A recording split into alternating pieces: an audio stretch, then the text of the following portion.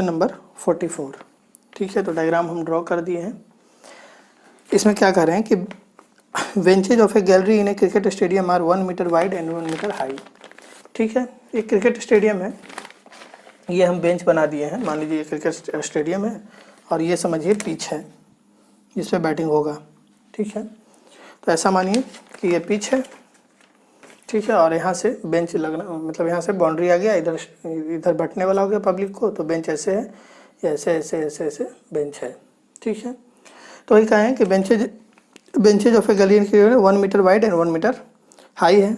Benches perpendicular है plane के, मतलब अगर यहाँ से बॉल को हिट करेगा तो बॉल चलेगा इस प्लेन में, तो बेंच इस पे परपेंडिकुलर है। मतलब अगर ये पिच है, मान लीजिए बॉल को हिट किए, तो बॉल का प्लेन तो ये हो गया, इस वाले प्लेन में बॉल मोशन करेगा, और बेंच इस पे इसके प्लेन पे परपेंडिकुलर है, इस वाले प्लेन के परपेंडिकुलर है, मतलब ऐसे ऐसे ऐसे लगा हुआ है। जिस तरह से इसको विजुअलाइज कीजिए, ये आपका पिच हुआ, यहाँ से आप हिट कीजिएगा बॉल को, बॉल का मोशन होगा ऐसा इस वाले प्लेन में, बोर्ड वाले प्लेन में, और बेंच जो है ये आपका ऐसे है, फिर ऐसे, फिर ऐसे, फिर ऐसे, ऐसे ऐसे इस टाइप का प्लेन परपेंडिकुलर है। ठीक है, ऐसा है स्टेडियम में।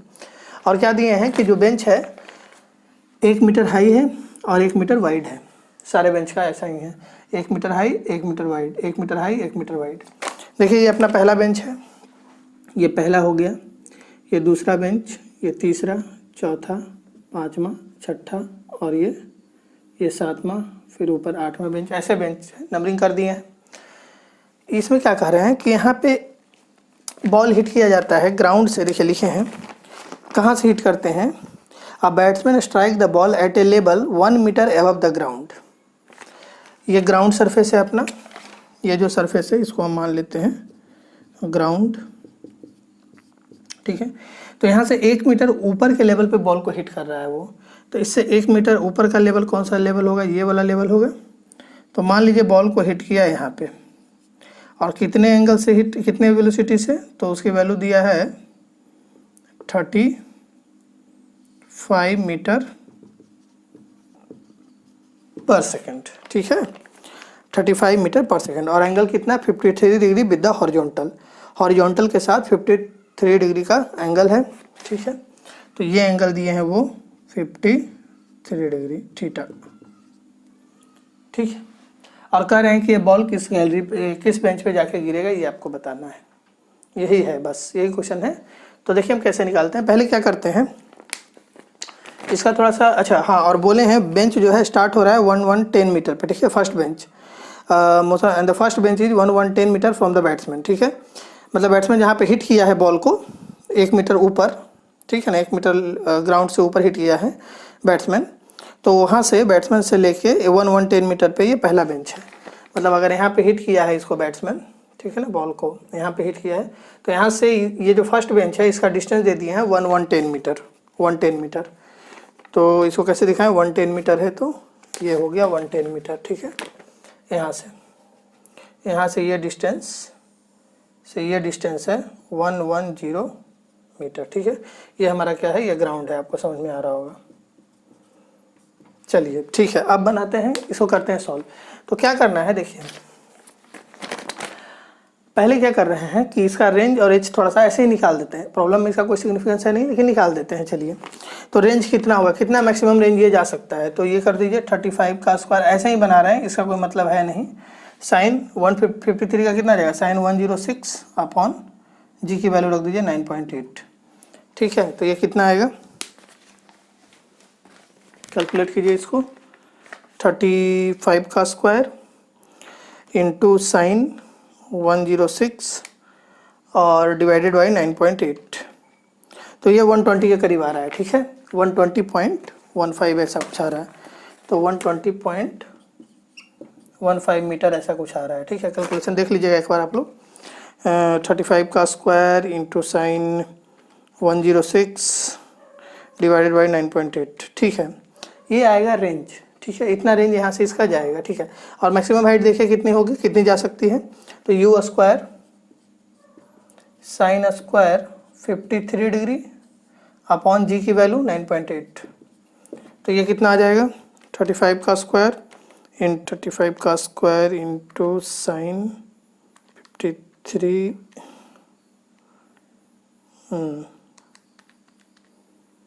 ये 79.72 आ रहा है, अराउंड 80 आ रहा है, 79.72 मीटर ऐसा कुछ आ रहा है, ठीक है, 80 के करीब आ रहा है। तो ये आया, रेंज आपका आया इतना और मैक्सिमम हाइट आई 79.72 मीटर। मतलब ऐसे ही निकाले इसका क्या हो सकता है।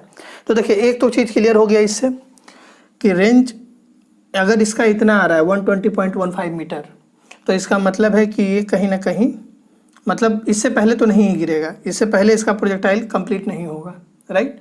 इसको मान लीजिए हम लोग मान लेते हैं एक्स एक्सिस, ये वाले लाइन को, और ये मान लेते हैं वाई एक्सिस। तो एक चीज़ तो क्लियर है कि इसका प्रोजेक्टाइल जो है वो कंप्लीट नहीं होगा इससे पहले। ये तो 110 ही है ना, ये 120 तक जाएगा, मतलब 1 2 3 10 बेंच के आगे भी जा सकता है ना, ठीक है। अब एच मैक्सिमम हाइट इसकी कितनी है, 79.72 के करीब, तो 79.72 और कहाँ पे आएगा मैक्सिमम हाइट, लगभग आधा रेंज पे, तो ये मान लीजिए 55 मीटर है, मतलब इसकी मैक्सिमम हाइट बीच में ही अटेंड हो गई है। तो शेप तो कुछ ऐसा होगा, है ना, इसका शेप बना दीजिए कुछ ऐसा, कहीं जाके गिरेगा, ठीक है, इस तरह से।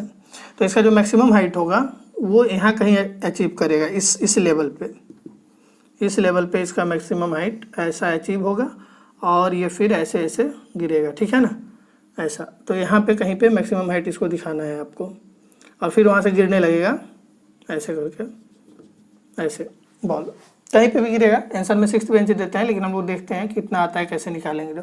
तो कुछ ऐसा पाथ आएगा, बस पाथ के लिए हम ये निकाले, और रेंज किस टाइप से आएगा। तो मैक्सिमम हाइट पहले ही अचीव होगा, और दूसरा चीज़ रेंज जो है 120 से कम है, तो इसका मतलब इससे आगे ही गिर जाएगा बॉल, ये क्लियर है। वो बोल रहे हैं किस बेंच पे गिरेगा, ऐसा कुछ हम लोग को बताना है। तो कैसे बनाएंगे इस क्वेश्चन को, अब देखिए इसमें यूज करेंगे इक्वेशन ऑफ ट्राइजेक्टरी, लेकिन कैसे, अब देखिए पहले हम क्या करते हैं, दो काम करते हैं। एक तो इसको मिटाइए पहले, और ये जो बेंच रखा हुआ है ना, बेंच के बारे में थोड़ा सा सोचते हैं। देखिए कैसे हम निकालेंगे किस बेंच पे गिरेगा, कैसे डिसाइड कर सकते हैं। एक तरीका ये है कि ये जो बेंच जिस मैनर में अरेंज है ना, उसका इक्वेशन निकाल दीजिए, किस लाइन के अरेंज है। दूसरा इसके ट्राइजेक्टरी का इक्वेशन आपको पता है, दोनों जहाँ पे इंटरसेक्ट करेगा, दोनों जहाँ पे इंटरसेक्ट करेगा उसी बेंच पे बॉल गिरेगा, उसी कोऑर्डिनेट के बेंच पे बॉल गिरेगा, बस यही करना है। तो देखिए अब कैसे करेंगे, मान लीजिए ये पहला दूसरा ऐसे बेंच है, तो इस पर कोऑर्डिनेट के हिसाब से लीजिए। मान लीजिए हम इसको ओरिजिन ले रहे हैं, स्टार्टिंग पॉइंट को हम ओरिजिन लिए, ये हमारा ओरिजिन है 0 0, तो इसका कोऑर्डिनेट क्या हो जाएगा, इस पॉइंट का 110 0, ठीक है। सारे का कोऑर्डिनेट लिखिए सब, इसका क्या हो जाएगा कोऑर्डिनेट, इसका हो जाएगा कोऑर्डिनेट 1 1 1 एक्स में, और वाई में, यहाँ ओरिजिन लिए तो वाई में 1, ठीक है। इसका कोऑर्डिनेट हो जाएगा 1 1 1 वाई में 2, सॉरी 1 1 2 वाई में 2, इसका कोऑर्डिनेट, ठीक है। तो हर एक बेंच का देखिए, पहले बेंच का कोऑर्डिनेट स्टार्टिंग पॉइंट का लेना है, पहले बेंच का ये सारे के पहले का मिला दीजिए, तो ये एक स्ट्रेट लाइन आएगा, ठीक है, ये एक स्ट्रेट लाइन आएगा। कैसे स्ट्रेट लाइन आएगा, देखिए स्लोप सबका कांस्टेंट है, इसलिए स्ट्रेट लाइन आएगा। देखिए स्लोप कैसे कांस्टेंट है, अगर आप इसका एंगल का स्लोप निकालिएगा तो दिस अपॉन दिस 1/1 ही आएगा, ये भी सेम ही स्लोप आएगा 1/1, ये भी सेम ही स्लोप आएगा 1/1 1/1, तो सबका स्लोप सेम है। तो स्लोप अगर कांस्टेंट है तो समझिए ये स्ट्रेट लाइन ही है। और इस स्ट्रेट लाइन का इक्वेशन क्या होगा, तो मान लीजिए y = mx + c होगा, ठीक है, ऐसा। तो स्लोप पहले कितना होगा, तो स्लोप ये एंगल थीटा है, tan थीटा कितना हो जाएगा 1/1, देखिए tan थीटा एक्चुअल में एक्स एक्सिस से ही लेते हैं ना, एक्स एक्सिस हमारा ये है, एक्स एक्सिस से जो एंगल बना रहा है। हर एक पॉइंट पे देख लीजिए ना, हम कितना पॉइंट ले लिए हैं इस लाइन पे, 1 2 3 4 बहुत सारे पॉइंट है, सभी पॉइंट पे आप देख सकते हैं। जैसे इसका कोऑर्डिनेट था 1 1 10 0, इसका आया 1 1 1 1, तो ये भी 1 ये भी 1, तो स्लोप क्या हो जाएगा tan थीटा 1/1, दैट इज 1। तो ये जो लाइन बना ना, कौन सा लाइन बना है, हर बेंच का ये वाला पॉइंट को लेके, ठीक है। यहाँ से देखिए पहला बेंच का ये पॉइंट लिए, दूसरा का ये लिए, तीसरा का ये, सारे बेंच के पहले पॉइंट को मिला दीजिए ये वाला पॉइंट को, और तो ये एक स्ट्रेट लाइन बन रहा है, ठीक है। हम बस देखना चाह रहे हैं कि बॉल किस बेंच पे गिरेगा, तो उसके लिए हम क्या करेंगे, इसका ट्राइजेक्टरी का इक्वेशन लिखेंगे। ये ट्राइजेक्टरी का इक्वेशन इस स्ट्रेट लाइन के इक्वेशन से जहाँ कट करेगा ना, जहाँ पे कट करेगा वहीं पे बॉल गिरेगा, मतलब वो पॉइंट हमको मिल जाएगा लोकेशन कि आखिर इस स्ट्रेट लाइन पे ये कहाँ गया, ताकि इस स्ट्रेट लाइन के नीचे क्या है, मेरा बेंच है, ये स्ट्रेट लाइन के नीचे ही तो बेंच है। तो इस स्ट्रेट लाइन का इक्वेशन लिख दीजिए, और वो जहाँ इसको कट करेगा समझिए वहाँ तो गया है बॉल, है ना, वहाँ पे बॉल गया है, तो वहाँ पे अगर बॉल गया है तो आपको बेंच का लोकेशन पता चल जाएगा, फिर किस बेंच पे गिरेगा। ऐसे कैसे बता सकते हैं, फिर एक ही वही तरीका है कि एक काम कीजिए, बेंच का ये इक्वेशन लिखिए, ये स्ट्रेट लाइन का इक्वेशन लिख दीजिए, और इसके नीचे अपना बेंच है। तो सारे का पहला पॉइंट लिए हैं, सारे बेंच का पहला पॉइंट लिए हैं और उसको मिला दिए हैं। देखिए सब एकदम स्ट्रेट लाइन ही होगा, क्योंकि कोऑर्डिनेट के हिसाब से भी आप समझ जाइएगा 1 1 10 0 1 1 1 1 1 1 2 2, क्योंकि इसका एक्स कोऑर्डिनेट कितना हो जाएगा 112 और ये 2 पे है। तो इस तरह से इसका tan थीटा आया 1, स्लोप ये आया, तो इक्वेशन बनेगा y is equal to m की जगह 1 रखिएगा x प्लस सी। अब इंटरसेप्ट निकालना होगा, c कितना रहा होगा, तो आपको पता है इसका इंटरसेप्ट निगेटिव होगा, क्योंकि x एक्सिस कहीं नीचे आएगा, फिर ये लाइन कहीं नीचे जाके कट करेगा, है ना, तो इसका इंटरसेप्ट निगेटिव आएगा। तो c निकालिए, हम इस इक्वेशन निकाल रहे हैं इस स्ट्रेट लाइन का, तो c कैसे निकालेंगे, तो कोई एक पॉइंट जहाँ पे पता हो इन्फॉर्मेशन, तो पता है ना, जब x की वैल्यू 1 1 10 है, जब x की वैल्यू कितनी है 1 1 0 है, तो y की वैल्यू कितनी आ रही है 0 आ रही है। हम इसको ओरिजिन माने थे, ये अपना x एक्सिस था, ये y एक्सिस था। तो जब x की वैल्यू इतनी तो y 0, तो पुट कीजिए y 0, जब x की वैल्यू क्या 1 1 0, तो c यहाँ से आ गया -1 1 0। तो इक्वेशन ऑफ लाइन अब क्या बना इसका, इस स्ट्रेट लाइन का इक्वेशन क्या बना, y is equal to mx, m की वैल्यू 1 तो x लिख देते हैं और c की जगह -1 1 10। ये इक्वेशन बना इस स्ट्रेट लाइन का। इस स्ट्रेट लाइन का इक्वेशन हमारा क्या आ गया, y is equal to x minus 1 1 10। ठीक है, x जब 1 1 10 रखिएगा तो y 0 आ भी रहा है। x की वैल्यू जब आप रखिएगा 1 1 1 तो y कितना आ जाएगा 1 आ जाएगा, आ भी गया है। x की वैल्यू जब रखिएगा आप 1 1 2 तो y 2 आएगा। तो ये इक्वेशन आया इस स्ट्रेट लाइन का, बना दिए हम लोग, हमारा ओरिजिन यहाँ पे है, इक्वेशन आया स्ट्रेट लाइन का। अब क्या करें, अब कुछ नहीं कीजिए, अब इसका इक्वेशन लिखिए, ट्रैजेक्टरी का इक्वेशन क्या होगा, ये ट्रैजेक्टरी का इक्वेशन इस स्ट्रेट लाइन को जहाँ कट करेगा ना, जहाँ पे भी कट करेगा वहाँ उस मतलब उस जिस पॉइंट पे कट करेगा पहले वो पॉइंट खोज लेंगे कहाँ कट करेगा, उसके बाद आपको पता चल जाएगा किस बेंच पे वो गिरने वाला है। देखिए कहाँ कट करता है पहले, तो उसके लिए क्या करना पड़ेगा, पहले इस ट्रैजेक्टरी का इक्वेशन लिखिए। तो क्या होता है इक्वेशन, तो हम मिटाते हैं, इधर यहीं पे बनाएंगे, ठीक है। तो ट्रैजेक्टरी का इक्वेशन लिख रहे हैं, क्या लिखिएगा, ट्रैजेक्टरी का इक्वेशन देखिए ये लिखिएगा। ट्रैजेक्टरी का इक्वेशन ये होता है x tan theta minus half g x square by u square cos square theta. तो x की वैल्यू कितनी थी, sorry x tan theta 53 degree है ना, तो आपको एंगल पता होगा, ये 53 होता है, तो ये 4 3 5, तो tan 53 कितना होगा 4/3, राइट, tan 53 4/3, तो यहाँ आ जाएगा 4/3 माइनस हाफ, जी की वैल्यू रखिए 9.8 x square upon you square, you square मतलब 35 × 35 कर दीजिए इसको, ओके।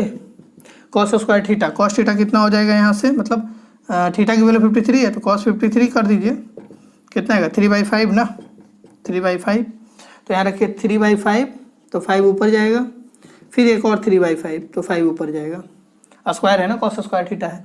अब देखिए ये 5 से ये कट गया 7 टाइम्स, इससे ये कट गया 7 टाइम्स, ठीक है। तो इक्वेशन कुछ ऐसा आ रहा है, देखिए 4/3x माइनस, देखिए ये आएगा 7 7 जा 49 ना, 49 आएगा, और 2 से ये कट जाएगा 4.9 टाइम्स, तो ऊपर आपका आ जाएगा 4.9 एक्स स्क्वायर, नीचे क्या आ जाएगा 49 × 9, तो इससे ये कैंसिल हो जाएगा 10 टाइम्स। तो आपका इक्वेशन क्या आया ट्राइजेक्टरी का 4/3x minus x square by 90। तो ये ट्राइजेक्टरी का इक्वेशन आया, मतलब इस वाले ट्राइजेक्टरी का इक्वेशन आया 4/3x minus x square upon 90, इसका इक्वेशन आया है। और स्ट्रेट लाइन का इक्वेशन ये आया है। दोनों कहाँ पे मिलेंगे, दोनों कहीं तो कट कर रहा होगा ना, ऐसे जा रहा होगा, तो किस पॉइंट पे मिलेंगे, जिस पॉइंट पे भी मिलेंगे, जिस पॉइंट पे भी कट करेगा। अब दो हो गया, इक्वेशन हो गया ना, मतलब एक ऐसा इक्वेशन हो गया, इसको मिटा दें, ठीक है। अब तो एक ऐसा इक्वेशन बन गया ना, देखिए अब ऐसा इक्वेशन बन गया, समझिए एक ऐसा एक है पैराबोलिक कर्व है और एक अपना स्ट्रेट लाइन है, इस तरह का दो इक्वेशन बना है। ये कहाँ पे मिलेंगे उसको निकाल देना, उस पॉइंट को निकाल देना है। तो कैसे सॉल्व करेंगे उसके लिए, इस लाइन का इक्वेशन पता है, इसका इक्वेशन पता है, तो यहाँ से x की वैल्यू चाहे y की वैल्यू रख दीजिए, वहाँ से x की वैल्यू मिल जाएगी। तो कैसे सॉल्व करते हैं इक्वेशन को, एक पैराबोलिक है एक स्ट्रेट लाइन है, तो कैसे सॉल्व करेंगे, किस पॉइंट पे मिलेगा, मतलब एक्स वाई की वैल्यू निकालनी है। तो जिस पॉइंट पे मिलेगा वहाँ पे दोनों, मतलब इसकी एक्स की वैल्यू भी सेटिस्फाई करेगी इसमें, चाहे इसकी वाई की वैल्यू यहाँ सेटिस्फाई करेगी, जिस पॉइंट पे मिलेगी उस पॉइंट का एक्स वाई दोनों को सेटिस्फाई करेगा। यही तो है, मैथ ही है ये। तो कुछ मत कीजिए, यहाँ से वाई की वैल्यू यहाँ पुट कर दीजिए। तो वाई की वैल्यू कितना पुट कीजिएगा यहाँ पे, x minus 110 is equal to, y की जगह रख रहे हैं ये वाली वैल्यू x माइनस 110, और इधर क्या होगा 4/3x minus x square by 90।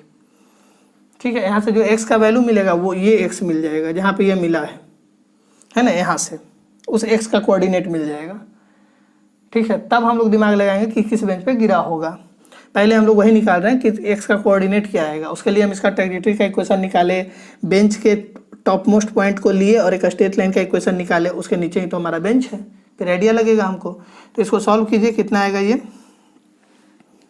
आपका आ जाएगा, देखिए इसको इधर ले जाइए और इसको भी इधर ले जाइए, तो इधर बच जाएगा राइट हैंड साइड में 0, उधर बच जाएगा आपका कितना x/3 और बचेगा माइनस एक्स स्क्वायर बाई 90 और प्लस 110, यही बचेगा।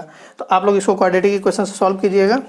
ठीक है, हम यहाँ कैलकुलेटर पे कर रहे हैं इक्वेशन। डिग्री 2 ए की वैल्यू है मेरे में -1/90, बी की वैल्यू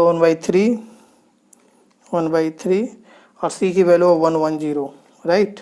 तो देखिए दो वैल्यू एक्स का आया, एक वैल्यू आ रहा है -85.6 और एक वैल्यू आ रहा है 115.6। तो एक ये आया, एक आ रहा है 115.6, दो वैल्यू एक्स की दे रहा है ये। तो दो वैल्यू आएगा ही ना, दो वैल्यू दे रहा है, तो इसका मतलब क्या, दो वैल्यू कैसे आया होगा, आपको समझ में आ रहा है। इस कर्व का दो वैल्यू आया होगा, अगर आप देखिएगा तो इसका जो इक्वेशन आएगा, इसका ये नीचे भी जाएगा ना, अगर मैथ के हिसाब से देखिएगा तो ये नीचे भी जाएगा और ये लाइन भी नीचे आएगा, ये स्ट्रेट लाइन भी, तो नीचे भी एक पॉइंट पे दोनों मिलेंगे और इधर भी एक पॉइंट पे दोनों मिलेंगे। तो हमको किस हम लोग किस में इंटरेस्टेड है, हमको तो इस पॉइंट से मतलब है, मेरा प्रोजेक्टाइल ऐसे चला है, तो नेगेटिव वाला हम लोग डिस्कार्ड करेंगे। मैथ के हिसाब से आंसर सही है कि ये पैराबोला है एक, ये पैराबोला इधर आएगा। ठीक है, पूरा अगर बनाएंगे इसको ड्रॉ करेंगे तो पूरे एक्स वाई पे हम अगर इसको प्लॉट करेंगे तो ये पैराबोला और नीचे आ जाएगा और ये स्ट्रेट लाइन भी नीचे आएगा, कहीं पे कट करेगा ये दोनों कहीं पे फिर मिलेंगे, ये वाला स्ट्रेट लाइन और ये पैराबोला। तो एक पॉइंट तो वो देगा और एक हमारा ये वाला पॉइंट, तो हमारे लिए तो अभी इंटरेस्टेड हम इसमें रहेंगे। तो ये पॉइंट आया है यहाँ से कितने दूर पे, 115.6। ठीक है, तो अब उसको हम ड्रॉ करते हैं। ठीक है, 115.6 पे, तो हम लोग को माइनस वाले से मतलब नहीं है, इससे मतलब है। अच्छा, x की वैल्यू आ गई 115.6, तो y कितना आ जाएगा, x इतना हो गया तो y कितना होगा, x की वैल्यू रख दीजिए, या तो इसमें रख के y निकाल लीजिए चाहे इसमें रख के y निकाल लीजिए। तो 115.6 माइनस 110 कितना आ जाएगा, 5.6 मीटर। कहाँ से 5.6 मीटर, तो जहाँ से हमारा ये है यहाँ से ऊपर 5.6।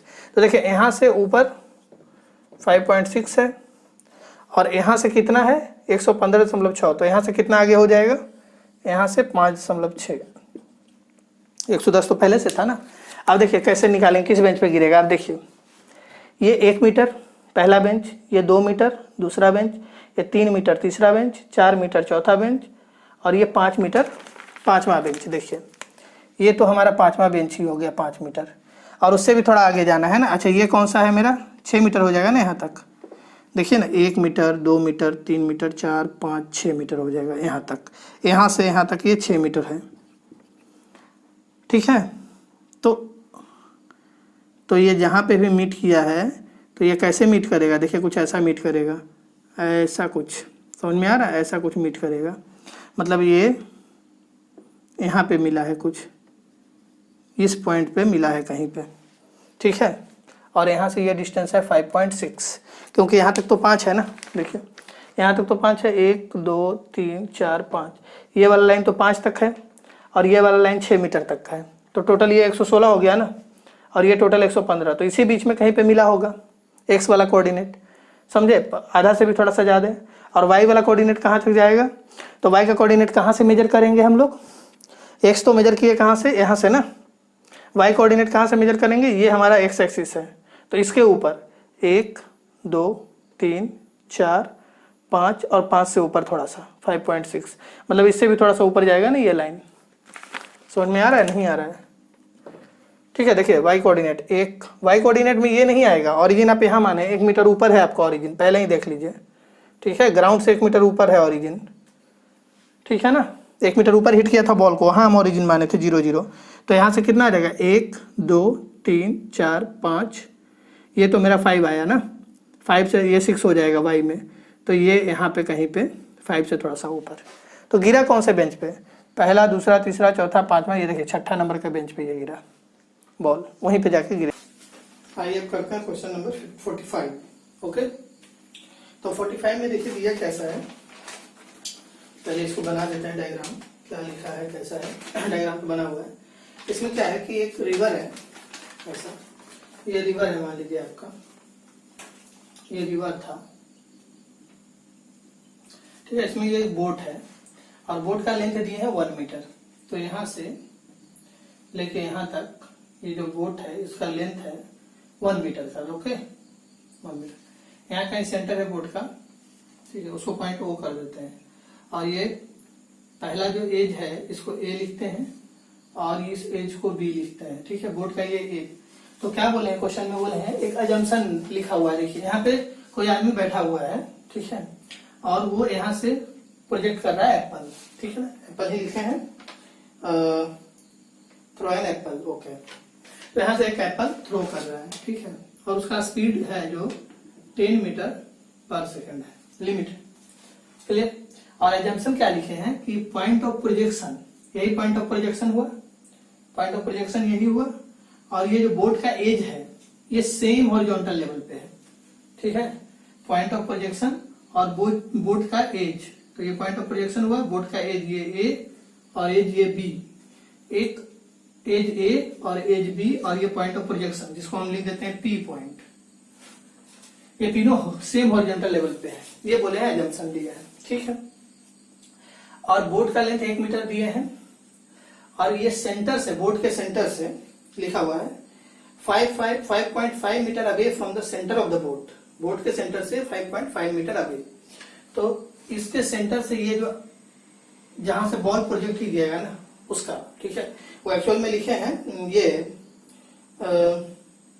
5.5 metre away from the centre of the boat is in the line. हाँ, पहला तो एक चीज बोले हैं कि ये जो है इस बोट के लाइन में है, मतलब अगर बोट यहाँ पे है तो उसी लाइन में है, बोट अगर यहाँ है तो उसी के लाइन में है। दूसरा जो आदमी है इसके सेंटर से 5.5 मीटर के डिस्टेंस पे है, तो आदमी नहीं, कहने का मतलब ये है कि जहां से बॉल को प्रोजेक्ट कर रहे हैं ना वो डिस्टेंस, ये पी वाला पॉइंट ये सेंटर से 5.5 मीटर पे है, ओके, सेंटर से। और आपको पता है ये डिस्टेंस कितना हो जाएगा, ये हो जाएगा 0.5 और ये भी कितना हो जाएगा 0.5 मीटर, राइट, सेंटर से। तो सेंटर से ये जो आदमी है वो 5.5 मीटर पे है, ऐसा वो बोले हैं, क्लियर। चलिए, और बोल रहे हैं कि यू स्पीड आपका फिक्स है, मतलब 10 मीटर पर सेकंड से ज्यादा से वो फेंक ही नहीं सकता है, लेकिन एंगल लिमिट नहीं है, वो इस एंगल पर फेंके, ऐसे इस एंगल पर फेंके या ज्यादा बड़ा एंगल पर फेंके, उसकी मर्जी जैसे ही फेंक सकता है। वही आपसे पूछ रहे हैं कि बताइए मैक्सिमम एंगल और मिनिमम एंगल कितना होगा सक्सेसफुल शॉट के लिए, मतलब एप्पल इसमें गिर जाना चाहिए। तो एप्पल कैसे गिरेगा, देखिए यहाँ से अगर फेंकेगा तो एक तो या तो यहाँ आके गिर जाए, और दूसरा केस में या तो यहाँ जाके गिरे। तो देखिए इसका रेंज पॉसिबल है, एक तो ये होना चाहिए रेंज, R1 लिखते हैं, और एक रेंज तो ये पॉसिबल है, R2 लिखते हैं। दोनों रेंज पॉसिबल है, एक तो R1 और एक तो R2। R1 की वैल्यू कितनी होगी, देखिए टोटल 5.5 से 0.5 घटा दीजिए, ये टोटल P से लेके O तक का डिस्टेंस देखिए, P से लेके O तक का कितना है 5.5 है, और उससे ये AO घटा दीजिए, तो R1 की वैल्यू आपको कितनी मिलेगी 5 मीटर मिलेगी, है ना। 5.5 से 0.5 घटाइएगा तो 5 मीटर। और R2 कितना होगा, R2 के लिए P O से O में OB जोड़ दीजिए, तो 5.5 और प्लस 0.5 देखिए, R2 आपको 6 मीटर मिलेगा। तो दो ही रेंज पॉसिबल है, एक तो 5 मीटर, एक तो 6 मीटर। इसका कॉरस्पॉन्डिंग एंगल देख लीजिए कौन कौन सा एंगल पॉसिबल है। तो पहला रेंज लेते हैं, मान लीजिए R1 इक्वल टू 5 मीटर। तो R1 इक्वल टू 5 मीटर लीजिएगा तो कितना लिखिएगा, रेंज का फॉर्मूला लिख दीजिए। रेंज का फॉर्मूला क्या होता है, U square sine 2 theta U cos theta into 2U sin theta by g, है ना। ऐसे निकालते हैं U cos theta horizontal direction की velocity into time of flight 2U sin theta by g. तो ये आ जाएगा U square sine 2 theta by g. ठीक है, U स्क्वायर कितना है, 10 into 10 sine 2 theta upon g की वैल्यू लीजिए 9.8, और R कितना रखिएगा, R1 के बराबर रख दीजिए 5। तो यहाँ से थीटा की वैल्यू आपको मिल जाएगी। देखिए कितना आ रहा है जल्दी से, ठीक है, चेक कर लेते हैं कितना थीटा आ रहा है। हम रेंज कौन सा लिए हैं, रेंज लिए हैं ये आपको 5.5 है ना। तो एंगल सेम नहीं होगा इस रेंज के लिए, इस रेंज के लिए एंगल कोई डिफरेंट होगा ना। मान लेते जो भी रहे, क्या पता कौन सा एंगल है, मान लीजिए ये एंगल रहता उस रेंज के लिए, सेकंड वाले के लिए, है ना। तो इसको हम मान लिए θ1 और इसको मान लिए θ2। तो अभी हम कौन सा लिए हैं, θ1 लिया, राइट, θ1 है ना। R1 के लिए देख रहे हैं तो θ1 लिया है। अब निकालिए θ1 कितना आएगा आपको, तो θ1 आ जाएगा आपको 5 into 9.8, 5 into 9.8 upon 100 sine inverse, okay, sine inverse तो यार 29 पॉइंट, कुछ गलत आया है हम लोग का, होता है नहीं, सही है, 29.34 आ रहा है। ठीक है, तो जी की वैल्यू 10 ले लीजिए ना, 9.8 से कैलकुलेशन पार्ट ऑफ हो रहा है, 10 ले लीजिए। तो देखिए 10 कैंसिल हो जाएगा और ये डायरेक्ट आ जाएगा, 5 से 10 2 टाइम्स कैंसिल होगा तो कितना आ जाएगा, हाफ आ जाएगा ना, हाफ इक्वल टू साइन 2 θ1। तो ये आ जाएगा साइन 30, राइट। तो साइन 30 इक्वल टू साइन 2 θ1। तो θ1 यहाँ से आया 15 डिग्री, मतलब एंगल ऑफ प्रोजेक्शन कितना होना चाहिए, 15 डिग्री होना चाहिए, ताकि रेंज कितना बने, 5 मीटर बने। और आपको पता है range theta and 90 minus theta, दो एंगल के लिए रेंज क्या होते हैं, रेंज सेम होता है थीटा और 90 माइनस थीटा के लिए। देख लीजिए ना, रेंज के फॉर्मूले में ही रख दीजिएगा, थीटा की जगह रख दीजिए, ये 2 थीटा होता है ना, तो थीटा की जगह रख दीजिए 90 माइनस थीटा। तो 90 माइनस थीटा रखिएगा तो ये आएगा 180 माइनस 2 थीटा। तो साइन 180 माइनस 2 थीटा फिर से आपको साइन 2 थीटा ही देगा। तो रेंज सेम ही होता है, थीटा के लिए भी 90 माइनस थीटा के लिए भी। तो एक एंगल आपको 15 डिग्री मिला है 5 मीटर रेंज के लिए, तो दूसरा एंगल कितना हो जाएगा, 90 माइनस 15 मतलब 75 डिग्री। तो एक तो 15 डिग्री पे 5 मीटर रेंज पॉसिबल है और एक 75 डिग्री पे, दो एंगल पॉसिबल है जिसपे 5 मीटर रेंज होगा। ठीक है, तो हम यहाँ लिख देते हैं 5 मीटर रेंज के लिए दो एंगल, एक 15 डिग्री एक 75 डिग्री। ठीक है, तो यहाँ ही लिखते हैं। तो पहले यहाँ लिख देते हैं R1 मेरा कितना 5 मीटर। तो यहाँ से हमको थीटा की वैल्यू मिली कितनी, θ1 की वैल्यू मिली कितनी मिली, एक तो मिला 15 डिग्री और दूसरा 75 डिग्री। दो एंगल पॉसिबल है जिसपे 5 मीटर रेंज होगा, मतलब एप्पल बोट में जाके गिरेगा। अब दूसरा कहानी देखिए, जब रेंज 6 मीटर हो जाएगा तब एंगल क्या होगा। तो फिर से वही फॉर्मूला लिखेंगे पूरा। तो रेंज की जगह 6 लिख देते हैं, फिर 10 इंटू 10 U स्क्वायर है ये, फिर साइन 2 θ2 होगा इस बार अपॉन जी की वैल्यू फिर से 10 ले लीजिए, तो ये 10 कैंसल, तो साइन 2 θ2 कितना आ गया, 6/10 ना, 6/10 कितना हो जाएगा 3/5। तो 3/5 तो ये तो डायरेक्ट आ गया ना, कितना एंगल होता है 3/5, ये देख लीजिए 3 और 5 37 डिग्री आ गया ना। तो साइन 2 θ2 कितना आ गया, साइन 37 डिग्री। तो 2 θ2 कितना हो गया, आ रहा है ना समझ में आप लोग को, ये आ जाएगा 10 कैंसल, 6/10 कितना होगा 3/5, 2 3 जा 2 5 जा, तो 3/5 होता है साइन 37 डिग्री, 3 4 5 वाला ट्रायंगल है। तो यहाँ से 2 θ2 आया 37 डिग्री। तो θ2 कितना लिखिएगा, 37 का हाफ कर दीजिए, 18.5, राइट, 18.5। तो ये 18.5 डिग्री आया θ2। और फिर एक एंगल और 90 माइनस θ2 भी, दो एंगल जिसके लिए सेम रेंज। मतलब 6 मीटर रेंज के लिए भी दो एंगल पॉसिबल है ना। तो यहाँ लिख देते हैं R2 इक्वल टू 6 मीटर के लिए भी दो एंगल दैट इज थीटा 2। कौन कौन सा एंगल, एक हो गया 18.5 और दूसरा क्या होगा 70। 90 से माइनस कीजिए इसको, 90 माइनस 18.5 तो ये आ जाएगा 71.5। तो दूसरा हो जाएगा 90 माइनस 18.5 दैट इज 71.5 डिग्री। तो दो एंगल पॉसिबल है, एक 71.5 डिग्री और एक 18.5। तो दूसरा 71.5 डिग्री, 71.5 डिग्री। आपसे ये पूछे थे 70, इसके लिए क्या होगा, इसके लिए रेंज क्या होगा, इस चीज के लिए रेंज क्या होगा, ये दोनों एंगल के लिए रेंज 6 मीटर, 15 डिग्री 75 डिग्री के लिए रेंज 5 मीटर और 18.5 डिग्री और 71.5 डिग्री के लिए रेंज 6 मीटर है ना। तो आपका सक्सेसफुल शॉट होगा, मतलब एप्पल इसमें गिरेगा। तो पूछ रहे थे मैक्सिमम एंगल बताइए और मिनिमम एंगल बताइए। तो मैक्सिमम कौन हो गया 75 और मिनिमम कौन हो गया 15। तो आंसर तो हो गया, लेकिन उसमें लिखे हैं कुछ इंटरवल, 53 डिग्री कुछ लिखे हैं का इंटरवल है जिसमें पॉसिबल ही नहीं है सक्सेसफुल शॉट। तो क्या क्यों ऐसा, तो उसके बारे में थोड़ा सा देख लेते हैं। तो अब ये मिटा दें सारा, ठीक सब मिटा देते हैं। अब आप समझ रहे हैं डायग्राम कैसा है, और इसको बनाते हैं फिर से। तो देखिए आप समझिए, वो जो लिखे हैं ना इंटरवल के बारे में उसका डिस्कशन कर रहे हैं। एक चीज जान लीजिए, साइड में कहीं पे आपको हम दिखा देते हैं। यहां से प्रोजेक्ट किया था ना वो, ठीक है, यहां से प्रोजेक्ट किया था। अब मान लीजिए आपको साइन थीटा का ग्राफ पता होगा है ना, साइन थीटा का। इधर ले रहे हैं साइन थीटा और इधर ले रहे हैं थीटा, और ग्राफ कुछ ऐसा आता है, ठीक है। तो ये वैल्यू है मान लीजिए 1,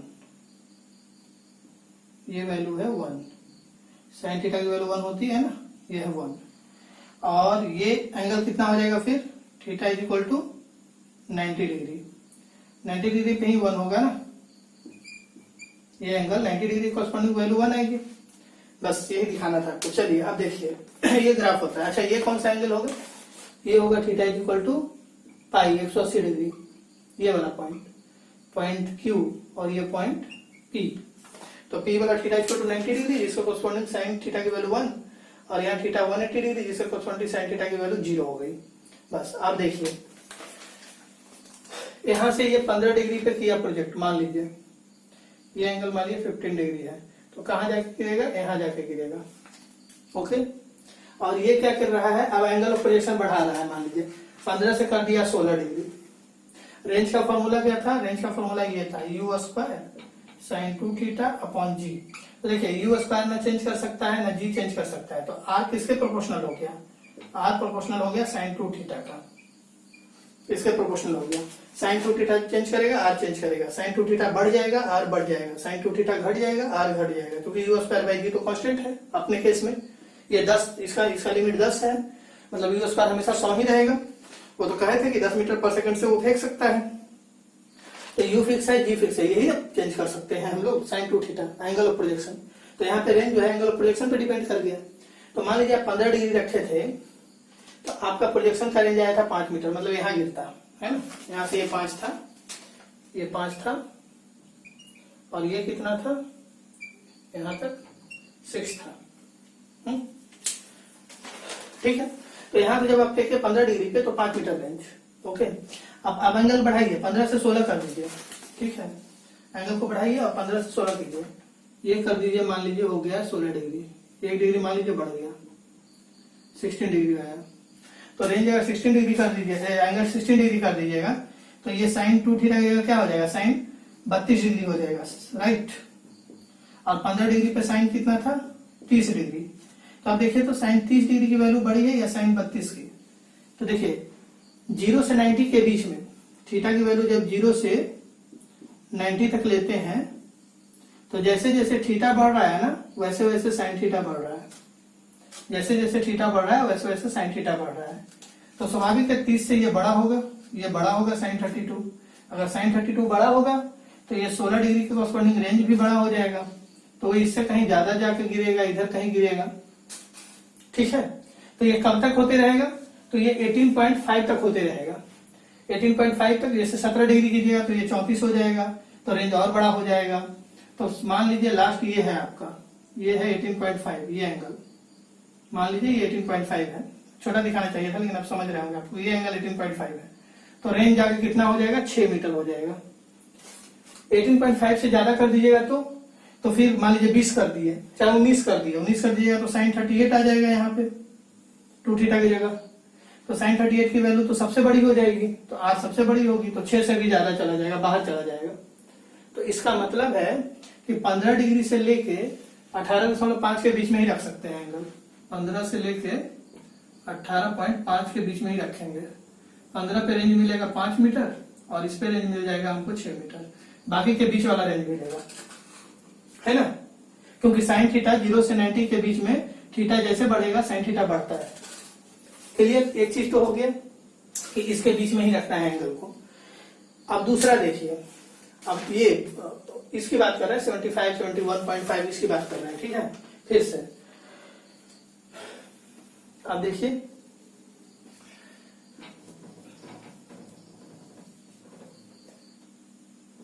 अब मान लीजिए आप एक ये 75 डिग्री पे, अगर 75 डिग्री पे प्रोजेक्ट है, यही आपका 75 मान लेते हैं, तो 75 पे कितना आ रहा है रेंज, फिर से 5 ना, तो 5 पे गिर जाएगा, ठीक है।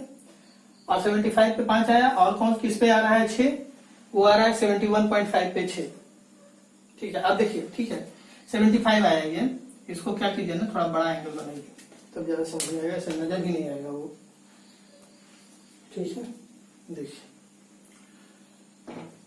इसको बना देते हैं थोड़ा सा बड़ा एंगल, ये हुआ अपना 75 डिग्री, क्लियर है, ये है 75 डिग्री। तो 75 डिग्री पे मान लीजिए ये आपका 5 मीटर का रेंज। अब आप क्या कीजिए, 75 से मान लीजिए कर देते हैं आप 76 डिग्री, सबको चीजें बढ़ाते हैं एंगल, तो 75 पे ये कितना आता है, ये आता साइन 150, और 76 रहता तो आता साइन 152, 76 कर देते हैं ना एंगल, तो साइन 152। आप सोचिए साइन 150 बड़ा है या साइन 152 बड़ा है, खुद सोचना है, साइन 150 बड़ा है या 152। 150 किसके कॉरस्पॉन्डिंग है, जब थीटा 75 है, ये किसके कॉरस्पॉन्डिंग है, जब थीटा 76 है। देखिए कौन बड़ा है इसमें से, साइन 150 या 152। तो जब थीटा की वैल्यू 90 से बड़ी होती है ना और 180 से छोटी, है ना, आप तो 0 से 90 तक ही फेंक सकते हैं ना, उससे तो ज्यादा फेंक नहीं सकते हैं, है ना, तो मतलब मैक्सिमम टू थीटा 180 जा सकता है, ठीक है। तो देखिए यहाँ पे इस रेंज की बात कर रहे हैं, अब हम इस वाले रेंज की, जब थीटा की वैल्यू 90 डिग्री से लेके 180 डिग्री के बीच में है, तो जैसे जैसे थीटा बढ़ता है साइन थीटा घटता है, समझे, जैसे जैसे थीटा बढ़ता है साइन थीटा घटता है। तो अगर ये साइन 152 की बात आप कीजिएगा तो साइन 152 150 से कम होगा, ठीक है।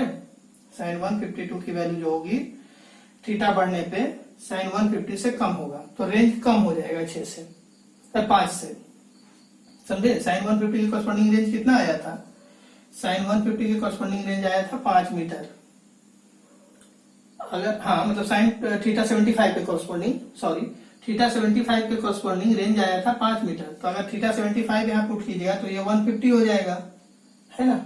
अगर हम 76 कर दिए, बढ़ा दिए, तो अब ये 152 हो जाएगा। इन दोनों में कौन बढ़ा, 150 या 152, तो 152 कम होगा, ठीक है। जैसे जैसे एंगल बढ़ेगा साइन थीटा घट रहा है 90 से 180 वाले रीजन में, इस वाले रीजन में जैसे जैसे थीटा बढ़ रहा है ये घट रहा है, तो ये अगर कम होगा तो 152 की वैल्यू कम होगी, इसकी वैल्यू ज्यादा होगी, 150 की ज्यादा होगी। तो 152 जब कम हो जाएगा तो रेंज कम हो जाएगा, मतलब 5 मीटर से कम रेंज हो जाएगा। तो अगर आप इसको 76 पे गिराइएगा तो ये पहले ही गिर जाएगा, तो एंगल कम कीजिए, आप 75 था उससे कम कीजिए, मान लीजिए आप 74 कर दिए, तो ये कितना हो जाएगा, 148 हो जाएगा। अब 148 की वैल्यू बढ़ी या 150 की, तो 150 की वैल्यू कम हो जाएगी, 148 की वैल्यू ज्यादा होगी, क्योंकि जितना एंगल कम रखिएगा 90 से 180 के बीच में उतना साइन थीटा ज्यादा रहेगा। यहाँ मान लीजिए 148 है, यहाँ 150 है, तो इसकी वैल्यू बड़ी है, तो इसकी वैल्यू बड़ी होगी साइन 148 की। साइन 148 बड़ा होगा तो रेंज बड़ा होगा, मतलब रेंज आपको अब थोड़ा कम एंगल कीजिएगा, 74 कीजिएगा, तब रेंज आपको कितना 5 से थोड़ा बड़ा मिलेगा। कब तक बढ़ते जाएगा रेंज? यहाँ तक 71.5 जब कर दीजिएगा तो रेंज आपको मिल जाएगा फिर 6 मीटर का। एंगल कम करते जाइए, आपको रेंज बढ़ता जाएगा, क्योंकि यहाँ एंगल कम करने से यहाँ एंगल 190 से ज्यादा हो जा रहा है ना, तो 90 से ज्यादा में ये कम हो रहा है, 150 से, मतलब ये यहाँ जब कर दिएगा 71.5 तो ये हो जाएगा आपका कितना, उसका दुगना कितना हो जाएगा 143। उसकी वैल्यू sin 150 और sin 143 में इसकी वैल्यू बहुत बड़ी होगी, तो ये रेंज आपको 6 मीटर दे देगा। बहुत बड़ी नहीं मतलब बड़ी होगी तो रेंज 6 मीटर देगा।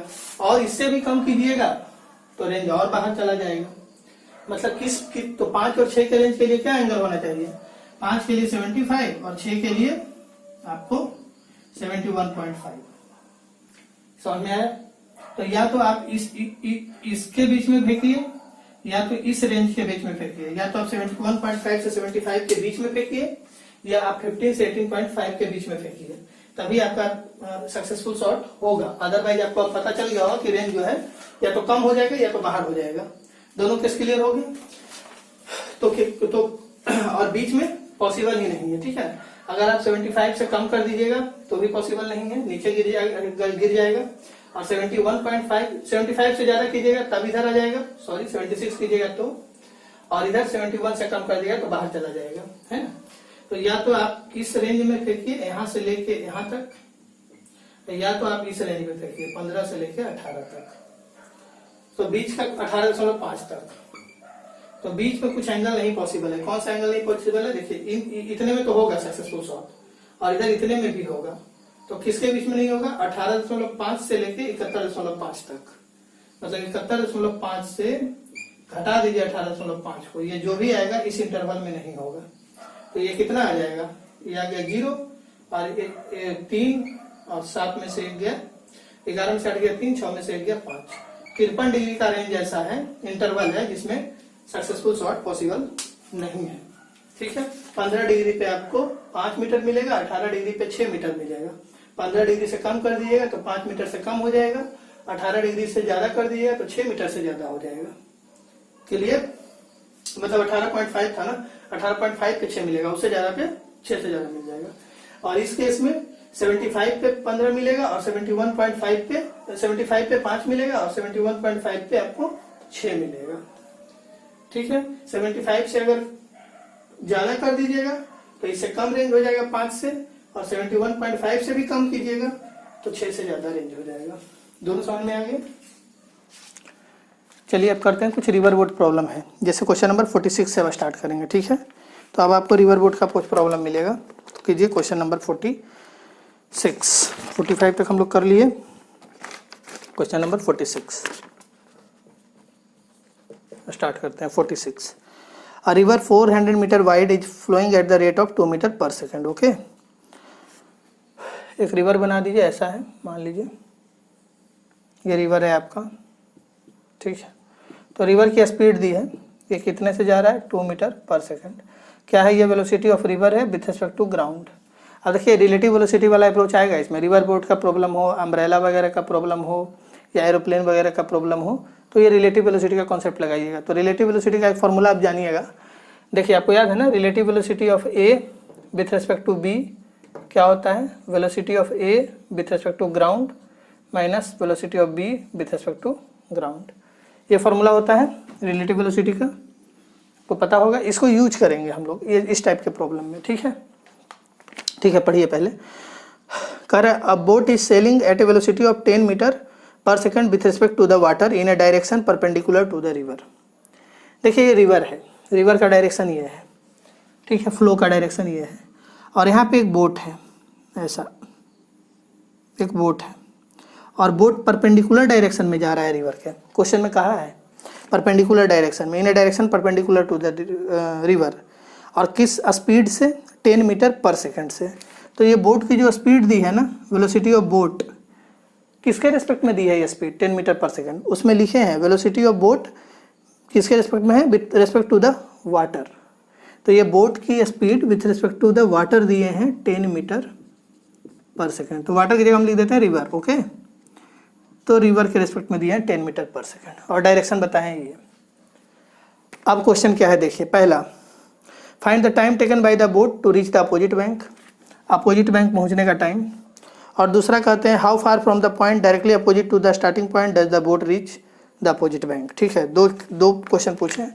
पहला ये है कि बोट यहाँ से यहाँ तक जाने में टाइम कितना लगाएगा, और दूसरा ये कह रहे हैं कि अगर बोट यहाँ से स्टार्ट किया होगा इस पॉइंट P से, तो इसके डायरेक्टली अपोजिट का जो पॉइंट है इधर इस पॉइंट से इसके डायरेक्टली अपोजिट का पॉइंट इस साइड, देखिए नदी तो ऐसा है, रिवर ये है, एक एंड से ये दूसरा एंड है, तो दूसरा एंड का जो डायरेक्टली अपोजिट पॉइंट है P', ये बोट यहाँ नहीं पहुँच रहा है, कहीं शिफ्ट हो जाएगा। तो वो पूछ रहे हैं कितना दूर शिफ्ट होगा। ठीक है, बोट को जाना यहाँ चाहिए था, चला जाएगा यहाँ। ठीक है, ये तो आप जानते होंगे क्यों जाएगा, क्योंकि यहाँ बोट की वेलोसिटी रिवर के रिस्पेक्ट में इधर है और रिवर का इधर है। ठीक है, तो बोट को थोड़ा इधर शिफ्ट करता जाएगा, रिजल्टेंट इधर बनता जाएगा। लेकिन देखेंगे हम लोग, ये तो बता रहे हैं का बताना का हो गया, इसको करेंगे क्या, एकदम प्रॉपर रिलेटिव वेलोसिटी के अप्रोच से करेंगे। ठीक है, अब देखिए पहला चीज़ तो ये कह रहे हैं कि बोट यहाँ से यहाँ तक जाने में कितना टाइम लगाएगा। तो अगर बोट हो, एरोप्लेन हो, मैन स्विम करे, कोई भी स्विम करे, तो अगर आपसे टाइम पूछे ना रिवर को जाने में या इसको पार करने में जो भी होगा, तो बोट चल किसके लिए, बोट जाएगा कैसे, तो आपको ध्यान में ये रखना है वेलोसिटी निकालना है बोट का विथ रिस्पेक्ट टू ग्राउंड।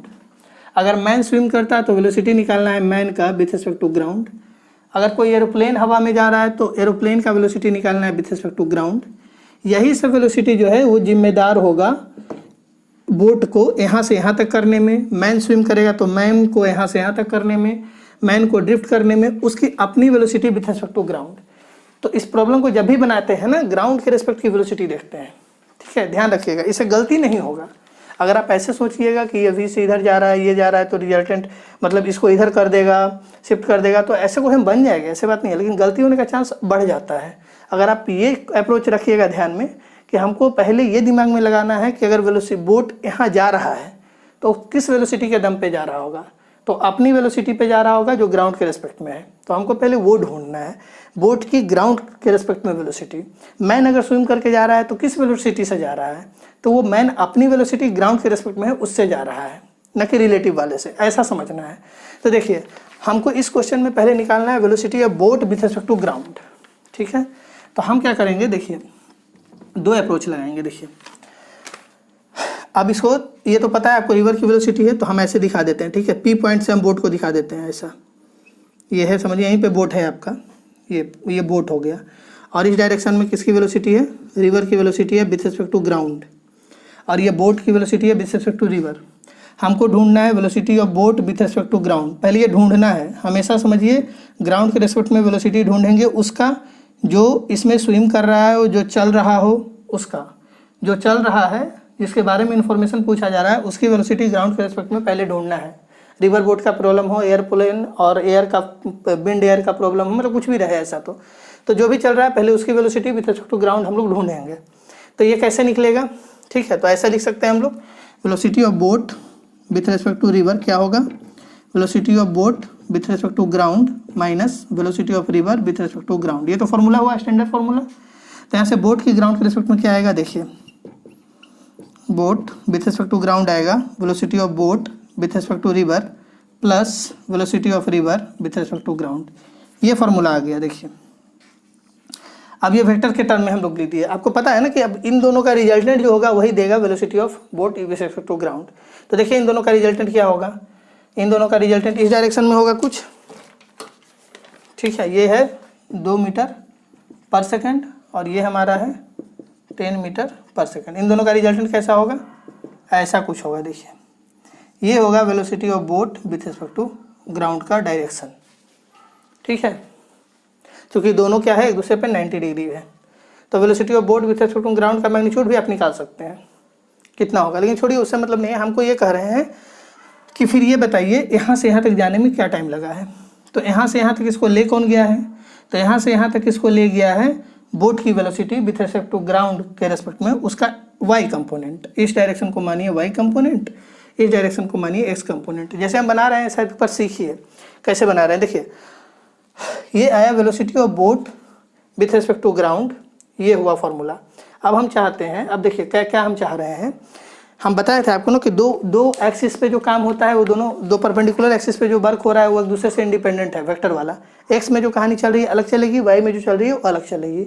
तो वाई का कहानी अलग लेंगे। यहाँ से यहाँ तक जाने के लिए बोट को कौन वेलोसिटी ले जा रहा है, तो बोट का वेलोसिटी ले जा रहा है विथ रिस्पेक्ट टू ग्राउंड वाला, लेकिन वाई डायरेक्शन का वेलोसिटी। देखिए इसका भी तो दो कंपोनेंट होगा ना, सोचिए इसके बारे में। इस वेलोसिटी का दो कंपोनेंट होगा, एक एक्स डायरेक्शन में और एक वाई डायरेक्शन में। तो कौन सा डायरेक्शन वाला कंपोनेंट इसको ले जा रहा है, तो वाई डायरेक्शन वाला कंपोनेंट ले जा रहा है ना। और एक्स डायरेक्शन वाला कंपोनेंट इसका क्या करेगा, इसको इधर ड्रिफ्ट करा देगा। तो पहले इसका निकालना पड़ेगा एक्स कंपोनेंट का वेलोसिटी। तो ऐसे लिखेंगे, देखिए velocity of boat with respect to ground in direction of y, y का निकाल रहे हैं, क्या हो जाएगा, velocity of boat with respect to river in direction of y, सब वाई के टर्म में लीजिए आप। तो velocity of boat with respect to river in y direction, velocity of river with respect to ground in y direction. देखिए पहले हम सिखा रहे हैं, क्वेश्चन बन जाएगा तुरंत, 1 मिनट का क्वेश्चन है, कुछ नहीं है। वो तो देखते ही आप लोग बता दीजिएगा कि नहीं इतना टाइम लगेगा और इधर ड्रिफ्ट इतना होगा, वो ठीक है, उसमें कोई प्रॉब्लम नहीं है। इस अप्रोच से देख रहे हैं क्या हो रहा है, सीखिए। Velocity of boat with respect to ground निकाल रहे हैं वाई डायरेक्शन में, क्या हो जाएगा, अभी क्या लिखिएगा इसको, velocity of boat with respect to ground in y direction is equal to velocity of boat with respect to river in y direction. तो बोट का रिवर के रिस्पेक्ट में वाई डायरेक्शन में कितनी वेलोसिटी है, तो बोट का रिवर के रिस्पेक्ट में सारी वेलोसिटी तो वाई में ही है, एक्स में कहाँ है। Velocity of boat with respect to river का कोई कंपोनेंट है एक्स में, नहीं है। बोट का रिवर के रिस्पेक्ट में सारी वेलोसिटी वाई में है, 10 का 10, तो ये पूरा 10 होगा plus 10 plus velocity of river with respect to ground कितनी है, वाई में।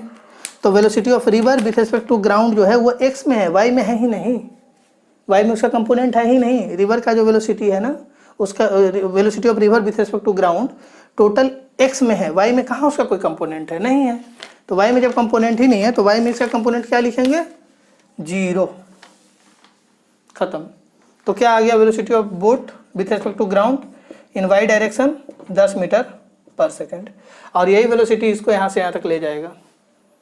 तो ये वेलोसिटी यहाँ से यहाँ तक लाने में, मान लीजिए इस साइड लाने में गया तो एक्चुअल में यहाँ होगा ना कहीं, तो लाने में टाइम लगा t, तो अब टाइम कैसे निकाल दीजिएगा। अब आपको वाई डायरेक्शन की वेलोसिटी पता है, वाई डायरेक्शन का डिस्प्लेसमेंट पता है, कितना होगा वाई डायरेक्शन का डिस्प्लेसमेंट, क्वेश्चन में दिया है कितना, 400 मीटर। तो टाइम कितना लग जाएगा, वाई डायरेक्शन का displacement upon velocity of boat with respect to ground in y direction, तो 400/10 40 सेकेंड। देखिए ये आ गया टाइम यहाँ से यहाँ तक जाने में, मतलब इस डायरेक्शन में जाने में बोट को। अब पूछ रहा है ड्रिफ्ट बताइए कितना हुआ होगा, यहाँ से कितना आगे चला गया होगा। तो यहाँ से आगे ले जाने के लिए जिम्मेदार कौन है, बोट को, तो बोट की अपनी वेलोसिटी ही जिम्मेदार है, ग्राउंड के रेस्पेक्ट वाली वेलोसिटी, बोट की रिवर के रेस्पेक्ट वाली वेलोसिटी नहीं, बोट की ग्राउंड के रेस्पेक्ट वाली वेलोसिटी, बट एक्स डायरेक्शन वाली वेलोसिटी यहाँ से यहाँ तक ले जाने के लिए। यहाँ से यहाँ तक ले जाने के लिए कौन जिम्मेदार था, बोट को, बोट का अपना वेलोसिटी ग्राउंड के रेस्पेक्ट में, और बट वाई डायरेक्शन वाली। अब इसको शिफ्ट जो करा दिया एक्स में डिस्प्लेसमेंट कौन कराया होगा, तो फिर से बोट की वेलोसिटी ग्राउंड के रेस्पेक्ट में, लेकिन किस डायरेक्शन वाली, एक्स डायरेक्शन वाली। तो एक्स डायरेक्शन वाली वेलोसिटी अब निकालिए बोट की ग्राउंड के रेस्पेक्ट में। तो आप कुछ नहीं करेंगे, यहाँ सब में एक्स लग जाएगा। तो वेलोसिटी ऑफ बोट ऐसे लिखेंगे, velocity of boat with respect to ground in x direction, ठीक है, या छोड़ दीजिए, ऐसे मत लिखिए, इस सारा आप लिखेंगे अलोंग एक्स, इस फॉर्मूला को लगाएंगे एक्स डायरेक्शन के लिए, लगाइए। Velocity of boat in ground with respect to ground in x direction का क्या आ जाएगा, बोट का with respect to river in x. तो velocity of boat with respect to river in x direction में कितनी है, तो velocity of boat with respect to river total का टोटल वाई में था, VBR टोटल वाई में था, एक्स में था ही कहाँ, तो ये कंपोनेंट तो 0। अब velocity of river with respect to ground किसके डायरेक्शन में है, तो ये तो टोटल का टोटल एक्स में ही है और एक्स ही निकालना है हमको, ये वाई में था ही नहीं, तो 2 है ये। तो velocity of boat with respect to ground in x direction आया 2 मीटर पर सेकेंड। तो देखिए यही वेलोसिटी जो है, इसी वेलोसिटी से ये शिफ्ट करेगा इस डायरेक्शन में, यहाँ जाएगा, ठीक है, यहाँ से ये यहाँ जाएगा बोट, तो ये डायरेक्शन शिफ्ट होगा एक्स डायरेक्शन का। तो क्या लिखेगा एक्स डायरेक्शन का, एक्सेलरेशन वगैरह नहीं है, वो तो कांस्टेंट मतलब 0 है। तो क्या हो जाएगा, velocity of boat with respect to ground in x direction into time, तो 2 इंटू 40 कितना आया आंसर 80 मीटर। तो यहाँ से कितना शिफ्ट हो जाएगा 80 मीटर। बना आप 1 मिनट में सकते थे, ठीक है, लेकिन ये जो अप्रोच बनाया अगर इसको याद रखिएगा ना तो आप गलती नहीं कीजिएगा क्वेश्चन में, डिफिकल्ट क्वेश्चन भी आसानी से बनेगा। एक तरीका और था, देखिए VVR इस डायरेक्शन में होता तो VVR का y कंपोनेंट किसके बराबर होता है, यही दे रहा होता y कंपोनेंट सारा का सारा, सॉरी ये VVR कर रहे हैं velocity of boat with respect to ground, ये वाला जो ब्लू लाइन से डिफरेंट है, ये वाला वेलोसिटी, इसका y कंपोनेंट किसके बराबर होता है, इसके बराबर होता। ऐसे भी डायरेक्ट लिख सकते थे, इसका जो y कंपोनेंट है सारा का सारा VVR के बराबर होता, यही देता इसके y कंपोनेंट को, और इसका x कंपोनेंट कौन हो जाता, इसका x कंपोनेंट को ये दे रहा होता, तो वहाँ से डायरेक्टली लिख सकते थे इसका y कंपोनेंट इसके बराबर होगा, इसका x कंपोनेंट इसके बराबर होगा। वो भी तरीका था, ये हम प्रॉपर मेथड से आपको बताएं, ठीक है, समझ में आ गया होगा।